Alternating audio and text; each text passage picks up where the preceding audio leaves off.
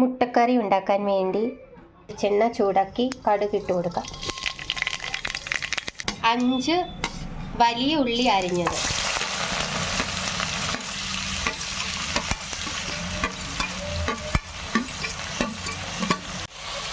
ഉപ്പ്, കറിവേപ്പില, ഇഞ്ചി അരിഞ്ഞത്, വെളുത്തുള്ളി, 4 എരിയില്ലാത്ത പച്ചമുളക്, 1 സ്പൂൺ മുളക് പൊടി, മല്ലിപ്പൊടി, മഞ്ഞൾപ്പൊടി, കുരുമുളക് പൊടി, ഗരം മസാല. വഴറ്റിയതിലേക്ക്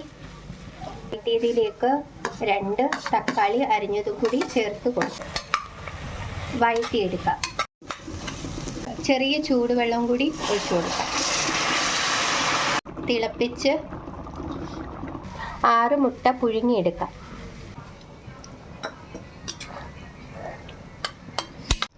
മുട്ടക്കറി റെഡിയായി.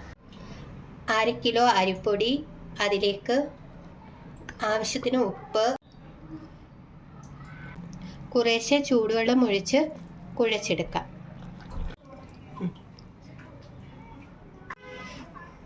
1.5 സ്പൂൺ നെയ്യ്. വെച്ചതിൽ നിന്നും കുറേശ്ശെ എടുത്ത് ഇടിയപ്പ അച്ചിലിട്ട് ഇടിയപ്പം ഉണ്ടാക്കിയെടുക്കാം.